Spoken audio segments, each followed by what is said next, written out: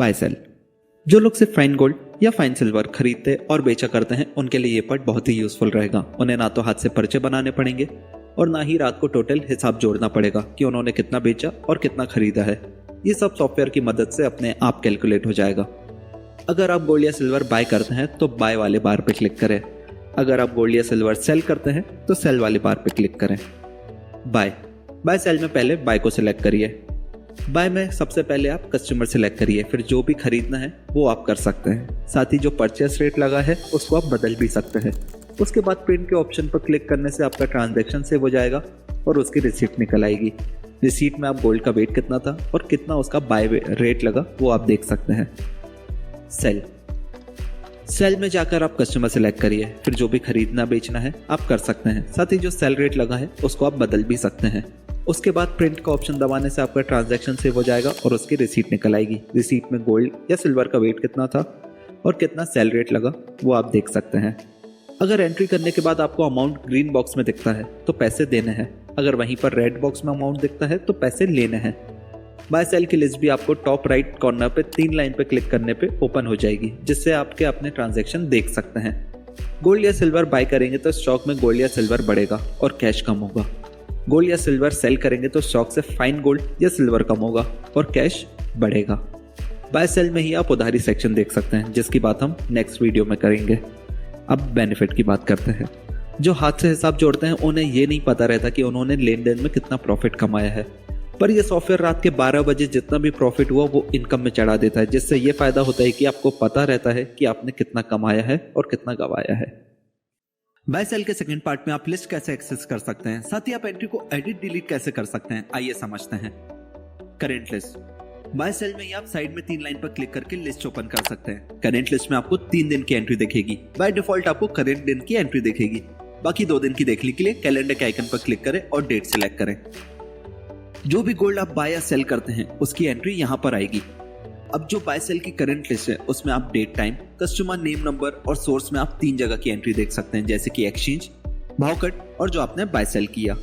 बाकी जो भी गोल्ड आप बाय करते हो उसका बाय वेट, परचेस रेट और पेड अमाउंट आप देख सकते हैं।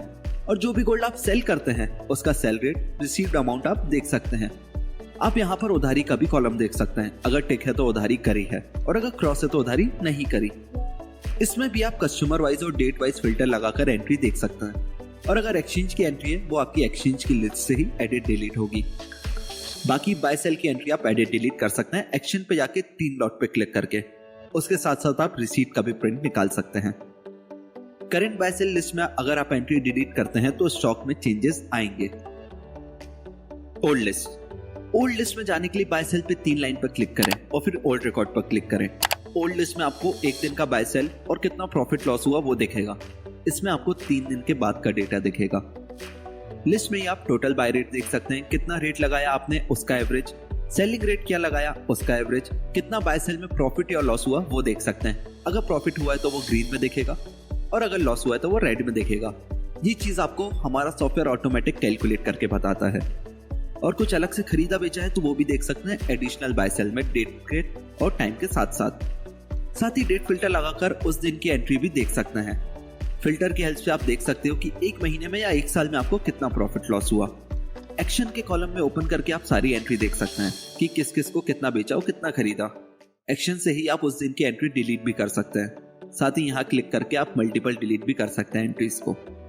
डिटेल लिस्ट में जाने के लिए बाय सेल में आप 3 लाइन पर क्लिक करें, फिर ओल्ड रिकॉर्ड पर क्लिक करने के बाद डिटेल रिकॉर्ड पर क्लिक करें। आप किसी एक कस्टमर की एंट्री देख सकते हैं फिल्टर पे क्लिक करके, और कैलेंडर पे क्लिक करके आप डेट वाइज भी देख सकते हैं कि वो 1 साल में 1 महीने में कितनी बार आया और उसका कितना हिसाब हुआ। उसके साथ साथ आप उसकी एंट्री का प्रिंट भी निकाल सकते हैं। इसका बेनिफिट ये है कि कस्टमर का पूरा हिसाब आप देखना चाहते हो तो आप आसानी से देख सकते हैं। बाय सेल में आपको उधारी सेक्शन का कॉलम दिखेगा, जिससे आपको बार बार लेजर खोलने की जरूरत नहीं पड़ेगी। लेफ्ट साइड में आपको गोल्ड और राइट साइड में आपको अमाउंट की एंट्री दिखेगी और सबसे ऊपर ओल्ड रिकॉर्ड आएंगे, यानी पुराना गोल्ड कितना बाकी है या पुराना अमाउंट कितना बाकी है।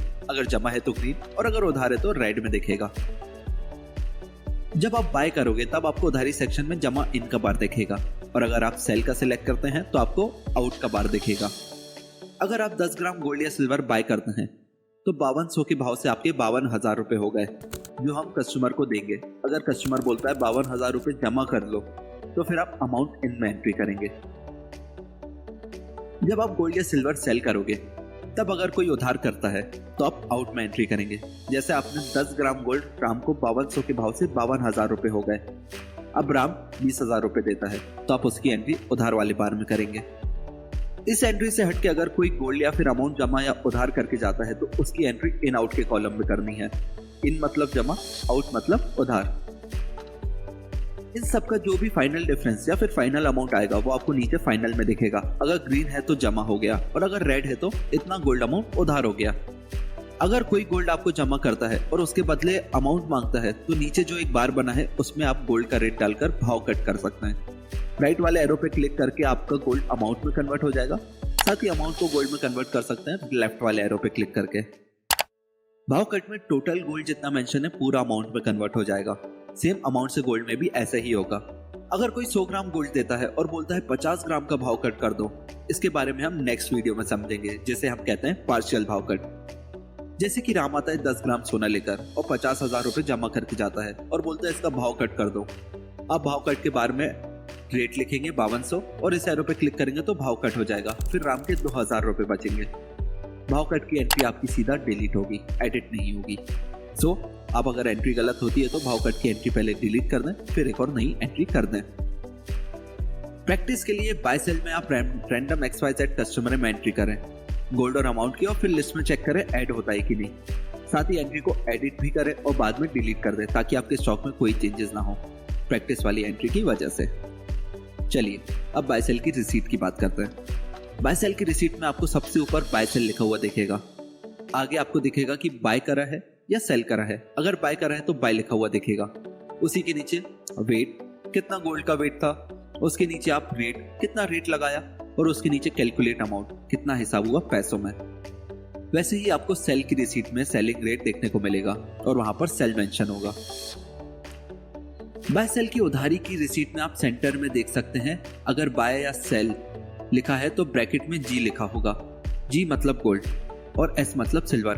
अगर बाय का ट्रांजैक्शन हुआ तो आपकी रिसीट में बाय लिखा होगा, और सेल का ट्रांजैक्शन होगा तो सेल लिखा हुआ दिखेगा। बाकी डिटेल में आप वेट, रेट, अमाउंट, अगर सेल की रिसीट हो अमाउंट के नीचे कच्चा आउट देख सकते हैं। कच्चा आउट में तब एंट्री करेंगे जब कोई उधार करता है।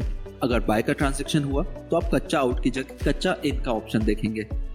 अगर कोई बाय करते टाइम अमाउंट जमा करता है तो आप कच्चा इन में दिखेगी।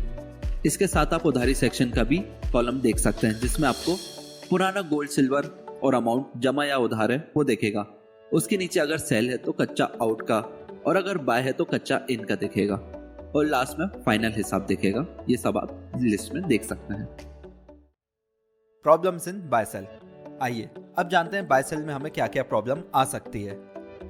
बाय में ही सेल की एंट्री हो जाती है, तो वो ध्यान रखें। बाय मतलब आपका कस्टमर से खरीदना और सेल मतलब कस्टमर को बेचना। कभी कभी बाय मिस्टेक हम सेल की एंट्री बाय में कर देते हैं, तो उसका ध्यान रखें। प्रिंट का बटन दबाने से पहले रेट चेक कर लें। जनरली हम रेट देखना भूल जाते हैं और पुराने कोई रेट से बेच देते हैं या खरीद भी लेते हैं, तो प्रिंट करने से पहले एक बार रेट चेक कर लें। Edit delete. ट्रांजैक्शन को आप एडिट डिलीट लिस्ट ओपन करके एक्शन के कॉलम पे जाकर पासवर्ड की हेल्प से कर सकते हैं। आप वही ट्रांजैक्शन एडिट या डिलीट कर सकते हैं जो आपने बाय सेल में किया है। अगर आपको एक्सचेंज या लोन का कोई ट्रांजैक्शन एडिट डिलीट करना है तो आप एक्सचेंज या लोन की लिस्ट में जाकर कर सकते हैं। Average buy sell profit. Daily आप जो बाय सेल करते हैं उसका आप एवरेज प्रॉफिट देख सकते हैं। एवरेज प्रॉफिट आपको ऐसे देखने मिलेगा, जैसे आपने 100 ग्राम खरीदा और 100 ग्राम बेचा, उसमें जो एवरेज सेलिंग रेट लगा उसका आपको प्रॉफिट दिखेगा। अगर आपने 100 ग्राम खरीदा और 150 ग्राम सेल करा तो 50 ग्राम का एडिशनल बाय सेल में काउंट होगा। बाकी 100 ग्राम का आप एवरेज बाय सेल का प्रॉफिट देख सकते हैं। उधारी, एडिट और डिलीट। बाय सेल में उधारी के ट्रांजैक्शन एडिट नहीं होंगे, सीधा डिलीट ही होंगे।